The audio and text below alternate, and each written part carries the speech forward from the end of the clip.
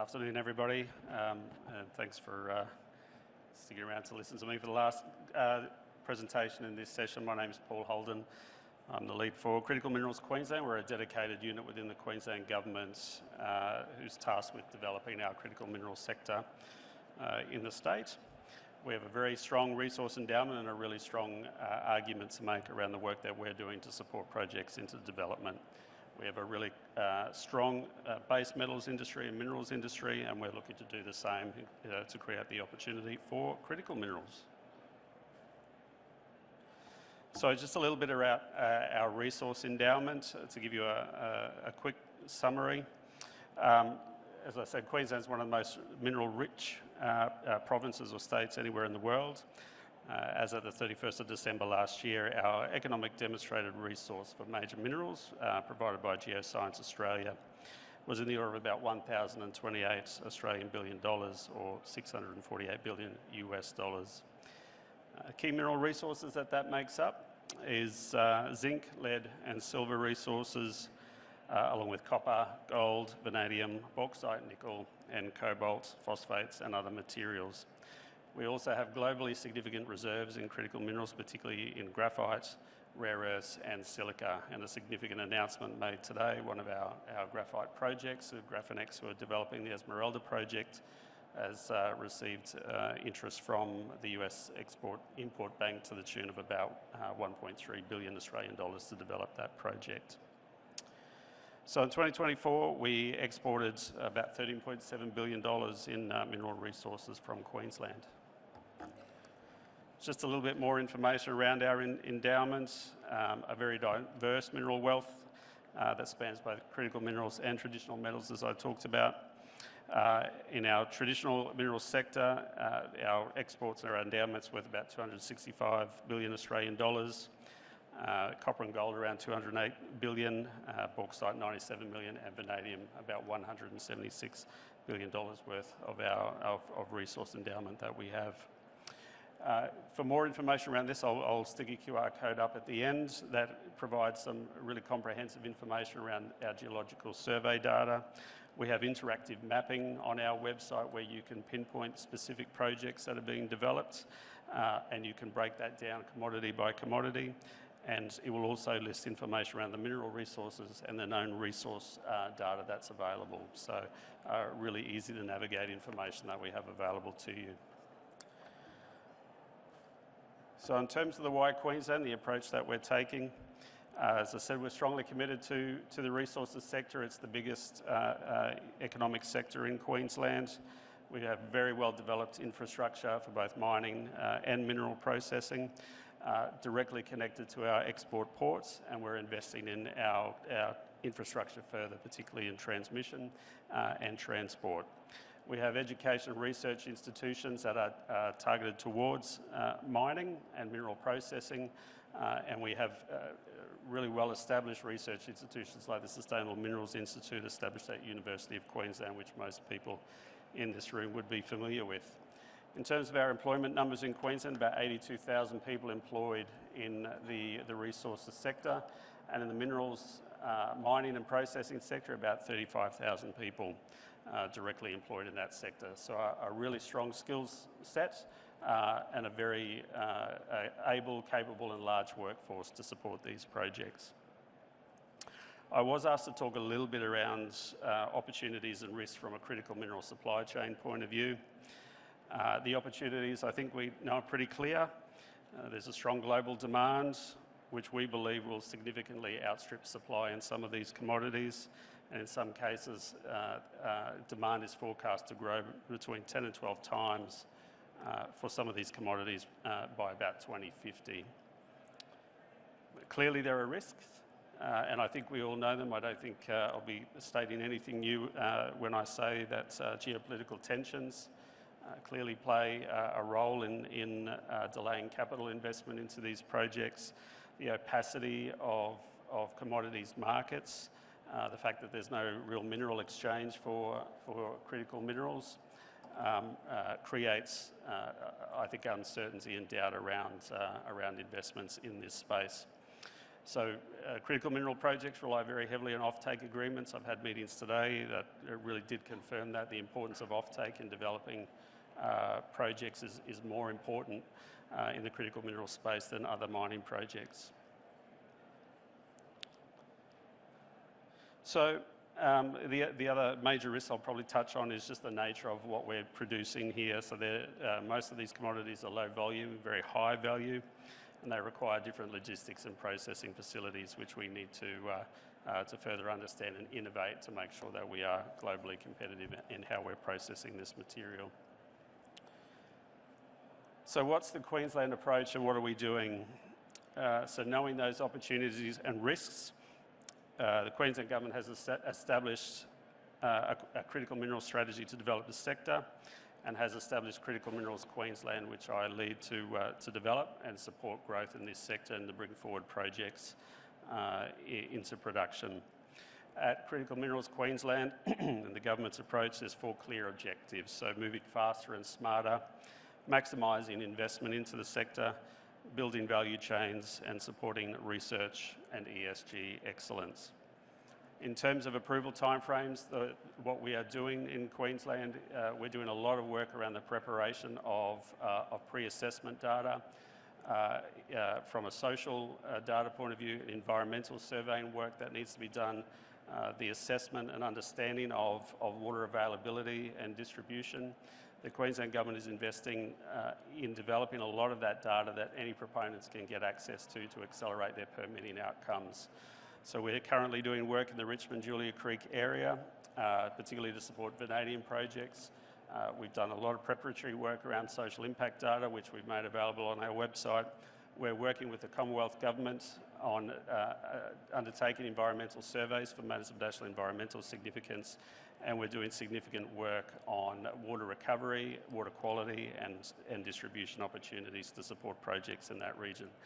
So that work combined, we believe, has the potential to accelerate projects and the permitting process by potentially up to 2 years.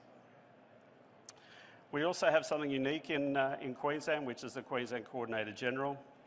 A fairly unique position amongst the states. The Coordinator-General has legislative powers to coordinate project approvals across both extraction, processing and logistic requirements to ensure that approvals are delivered in a timely manner.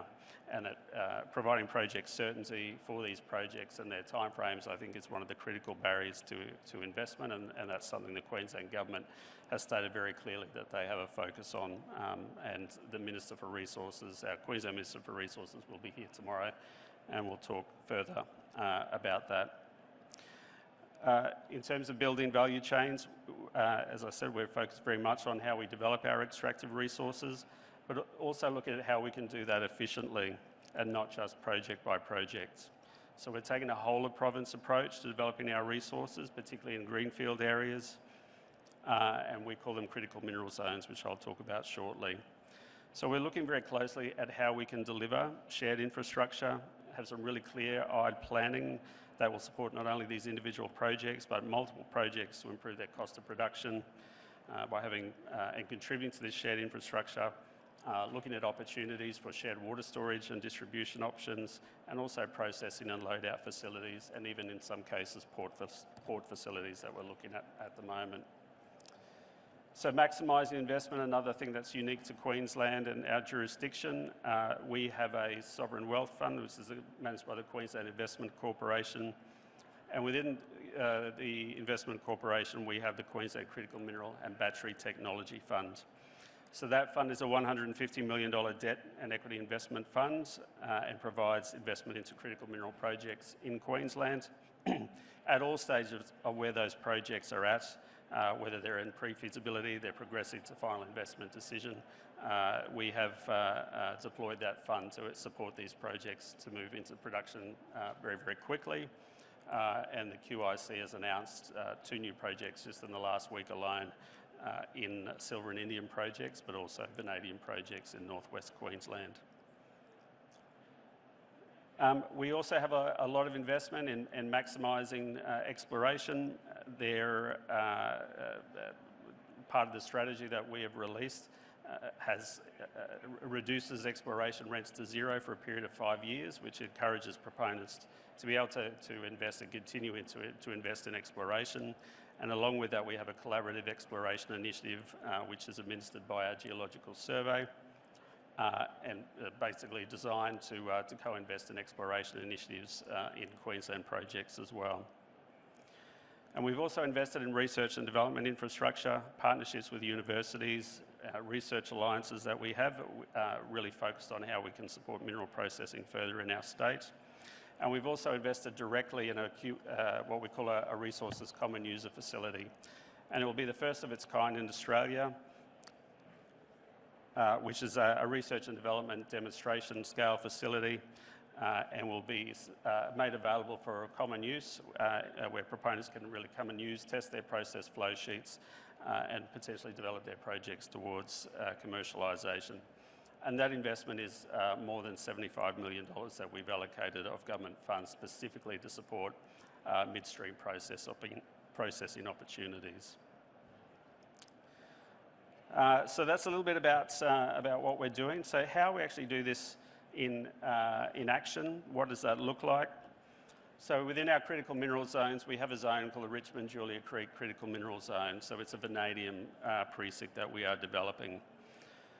So we take a very much a place-based point of view to how we develop our precincts. So this zone that we have is very much around vanadium. There are 9 vanadium projects in this area, and all looking to develop to production over the next 5 to 7 years.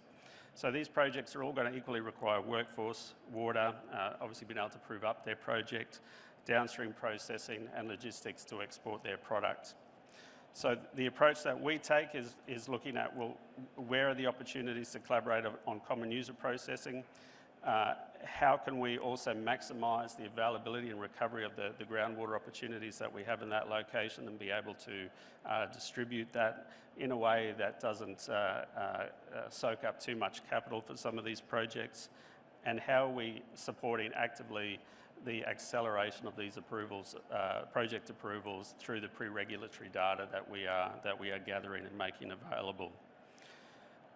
Many of these projects also have been declared as coordinated projects by our Coordinator General, so it's another layer of being able to accelerate these projects through our regulatory processes, being able to work with them through our common user facilities to demonstrate innovative process flow sheets and achieve final investment decision, which is the plan that we have. So we take very much a place-based approach, bringing together those 4 strategic objectives that we have in developing our critical mineral sector.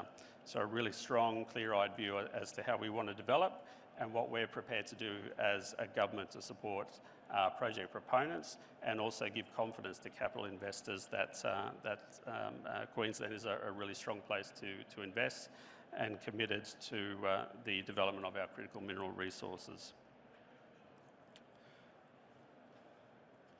I'll just move through. Part of the work that we do is talking at conferences like this. We have a dedicated investment team that is here today as well, and their job is to connect capital investment to new projects or project proponents that are looking to develop. So our investment team is here. They're on our Queensland stand, and I invite you to come and have a chat with them today about what we might be able to do, either to deploy your money or to support your projects into production. We also have a very large contingent from Queensland here today, and will be at the conference for the remaining couple of days. Our Chief Government Geologist is here, Tony Knight. I encourage you to come and have a chat with him. Coordinator General is here, Jared Coggan, if you want more information around our approvals regime in Queensland, and a number of our dedicated investment team and our geo delivery team, as well as our strategic policy people, if you want to understand Queensland's approach to developing our geo resources. Queensland Minister will be here tomorrow. He is speaking at a plenary session in the morning, and then we also have a session in the Global Opportunities Theatre talking more about Queensland's resources advantage, and that will feature a number of speakers, including the CEO of Graphinex, who achieved the Exxon investment decision today, and he'll talk a bit further about the amount of work that went into achieving that, not only through Graphinex, but the government support that he received there. So would really encourage you to come along and listen to that at 1 p.m. tomorrow, and come and visit us at our stand at, I think it's stand K13. We're just behind the BP stand. You can't miss that, but we're just behind it as well. So come and see us there. Thank you very much.